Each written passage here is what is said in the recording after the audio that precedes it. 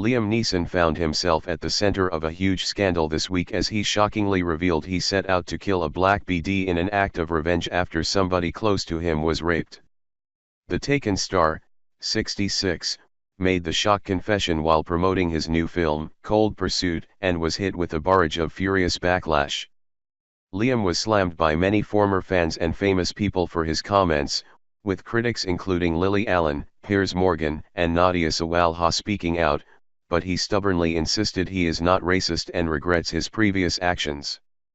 However, a closer look at the actor's past reveals examples of violence, revenge, and tragedy, from Northern Ireland's Troubles to punching a pupil when he was a teacher. Liam grew up during the Troubles in Northern Ireland, and has been open about the fact he never stops thinking about the devastating events that took place around him. The actor, who starred in multiple movies on the events, previously admitted that violence was always a part of his childhood, growing up as a Roman Catholic in a mainly Protestant area, Ballymena. He claimed he felt like a second-class citizen in the area, despite not being aware of the extent of the Troubles until 1972, when he witnessed protests at school after Bloody Sunday, a huge event in Derry when 14 civilians were killed by British soldiers. By the age of 9, Liam was venting his anger through boxing classes, and became a highly talented amateur fighter, who went on to be crowned 3-time Northern Ireland champion. In an interview discussing his childhood surroundings, which saw Protestants and Catholics kill each other in years of terrorist attacks, he admitted, "I've known guys and girls who have been perpetrators of violence, and victims. Protestants and Catholics. It's in my DNA." Even earlier this week, in the wake of his controversial comments about race, he discussed the true extent of what he witnessed. One Catholic would be killed, the next day a Protestant would be killed, he added. One Catholic pub would be bombed, a Protestant pub would be bombed. Still transfixed by Northern Ireland's Troubles in 1996, Liam played the title role in Michael Collins, a film about the IRA patriot and revolutionary. Recalling his own experience in relation to his character, he said, "I had acquaintances who were very caught up in the Troubles, and I understand that need for revenge. But it leads to more revenge, to more killing, and Northern Ireland's proof of that." As well as working as a forklift operator, a truck driver and an assistant architect, Hollywood star Liam was briefly a teacher before rising to fame as an actor.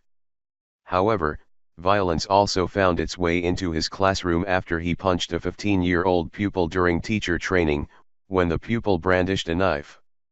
Recalling the worst day in his short teaching career, Liam told a U.S. interviewer that he hit the child after he persisted to disrupt the whole class, and pulled a knife on him. Describing the perpetrator as a big guy, Liam recalled, "My reaction was to punch him, which I shouldn't have done, but I felt threatened." The actor confessed that he was reprimanded for hitting the teenager, and left the teaching profession not long afterwards. Liam married actress Natasha Richardson in 1994, after they met and starred together in play, Anna Christie on Broadway.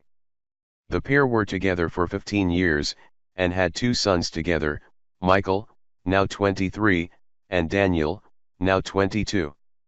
However, their adoring marriage was tragically cut short when Natasha passed away in 2009 after a horror skiing injury, aged just 45. Natasha remained on life support at first after sustaining a head injury, but Liam eventually made the difficult decision to turn it off, and has openly admitted how much the devastating moment affected him. Now clean and sober, Liam has been open about his previous drug struggle, developing a dependence on morphine following a motorbike crash in 2000. He once revealed, "When they gave me morphine, ugh, I thought, this is how I want to go, with a big F-in jar of this stuff. And then when they give you that drip that you give yourself every 6 minutes.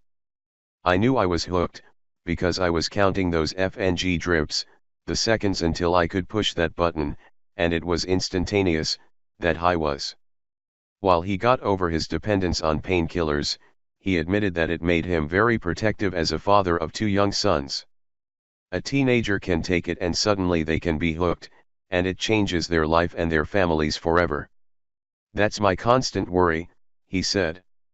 Discussing how he dealt with his wife's untimely death, Love Actually star Liam also confessed to struggling with his drinking. He said that he drank Guinness and red wine heavily to cope, and admitted that his alcohol consumption became too much. The actor began to attend AA meetings around the time of Natasha's death, but insisted that this was to research a role he was playing, rather than for personal therapy. This isn't the first time Liam has raised eyebrows with his comments about race, as he also admitted in 2014 that he had been guilty in the past of racial profiling, while promoting film, Non-Stop. He explained, "It's a horrible thing to admit to, but we all do it. I know I do it. And I'm used to it because I'm a child of Northern Ireland. And from 1970 onwards, any flights we made over to England, I'd be traveling on my own, hair down to here, single Irish guy, I was always pulled over." Plus, he received backlash during the #MeToo movement as he branded women speaking out against their sexual harassment a witch hunt. Liam also spoke out in defense of his Hollywood pal Dustin Hoffman, 81, after he faced accusations. Claiming Dustin's alleged sexual misconduct should not be career-ending, he said, "When you're doing a play and you're with your family, other actors and technicians, you do silly things and it becomes superstitious. If you don't do it every night you think it's going to jinx the show." I think Dustin Hoffman. I'm not saying I've done similar things like what he did. Apparently he touched a girl's breast and stuff, but it's childhood stuff.